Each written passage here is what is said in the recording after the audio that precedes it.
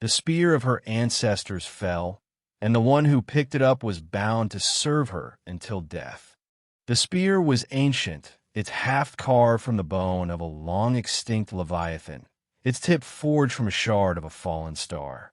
It had been passed down through generations of the warrior queens of Kaeldar, a matriarchal society that had ruled the harsh, windswept plains of their world for millennia. The spear was not just a weapon. It was a symbol of power, a covenant with the gods, and a curse. For when the spear fell, the one who picked it up would be bound to serve the queen who had wielded it until death. And now, the spear had fallen. Queen Lyrathar lay dying, her body broken by the claws of the Zalthari, a savage alien race that had invaded her world. The battle had been fierce, the skies darkened by their warships, the ground littered with the bodies of her warriors. Lyrathar had fought valiantly, her spear cutting through the enemy like a scythe through wheat, but in the end, she had been overwhelmed. As she fell, the spear slipped from her grasp and tumbled to the ground, its star-forged tip gleaming in the dim light of the battlefield. The Zalthari closed in, their jagged blades raised, their eyes gleaming with malice. But before they could strike, a figure stepped forward, a human, one of the few who had come to aid Kaeldar in its hour of need. His name was Captain Elias Drake, a soldier of Earth, a man who had seen too much war and too little peace. He had no business being on this world, no reason to fight for a people he barely knew, but something had drawn him here, a sense of duty, perhaps, or maybe just the hope that he could make a difference. Drake saw the spear lying in the dirt, its half slick with blood, and without thinking, he reached down and picked it up. The moment his fingers closed around it, a surge of energy coursed through his body, a sensation unlike anything he had ever felt. It was as if the spear itself was alive, its ancient power flowing into him, binding him to it, and to the dying queen. Lyrathar's eyes fluttered open, and she looked at him, her gaze piercing despite her weakened state. "You have taken up the spear," she said, her voice barely a whisper. "You are bound to me now, human. You must serve me until death." Drake frowned, confused. "I don't understand. What does that mean?" But before she could answer, the Zalthari attacked.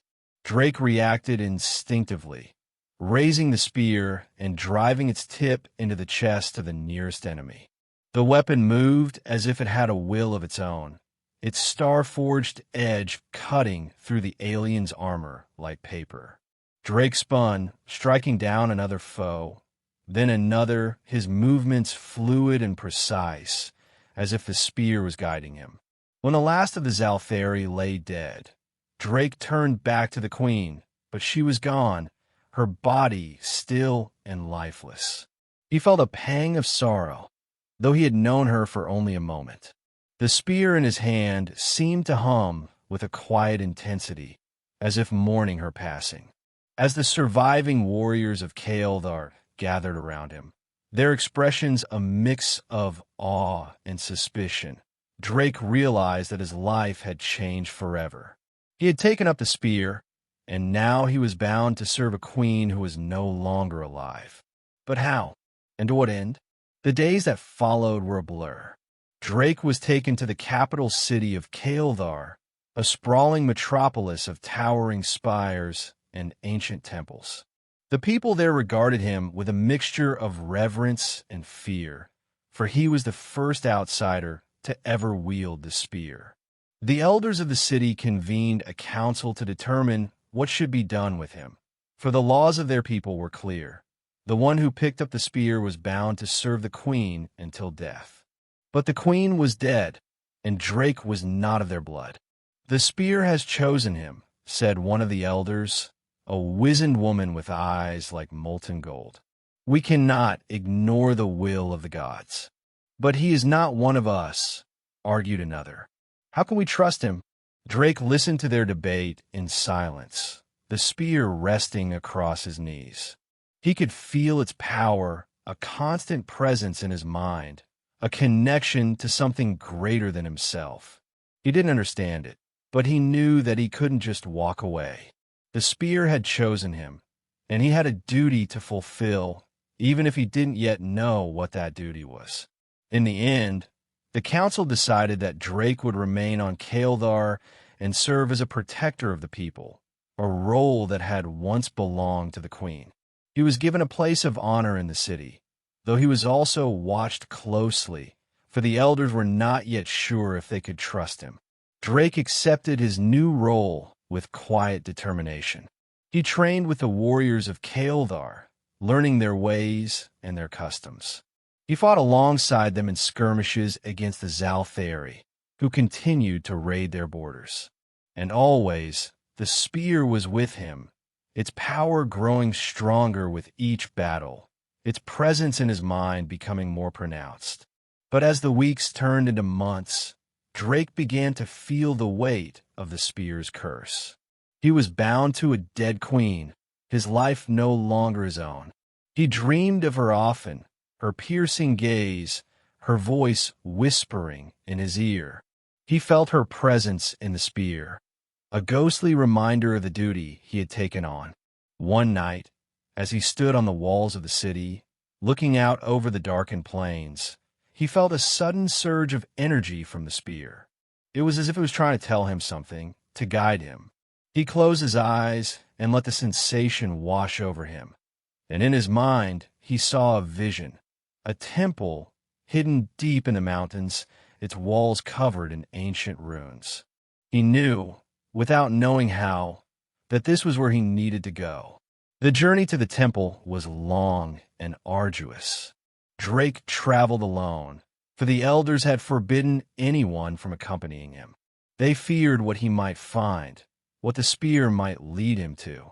But Drake pressed on, driven by a sense of purpose he couldn't explain. When he finally reached the temple, he found it exactly as he had seen it in his vision. The runes on its walls glowed with a faint light, and as he approached, the spear in his hand began to hum with energy. He stepped inside, and the air grew thick with power.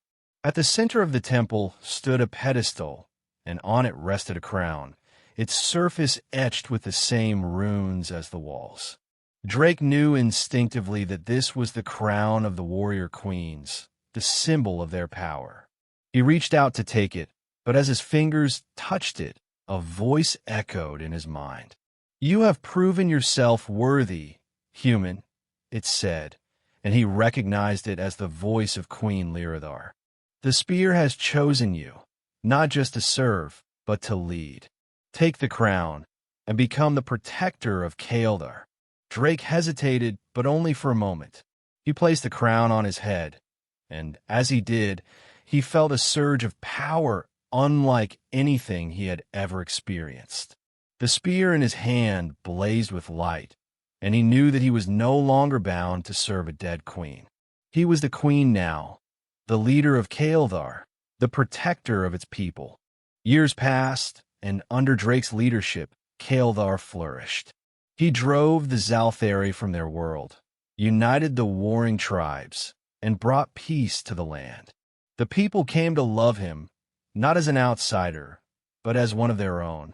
And though he never forgot his origins, he knew that he had found his true purpose.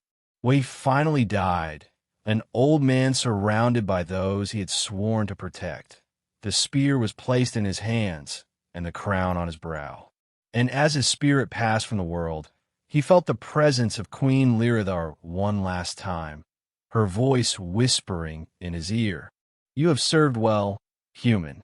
Rest now, and know that your duty is fulfilled."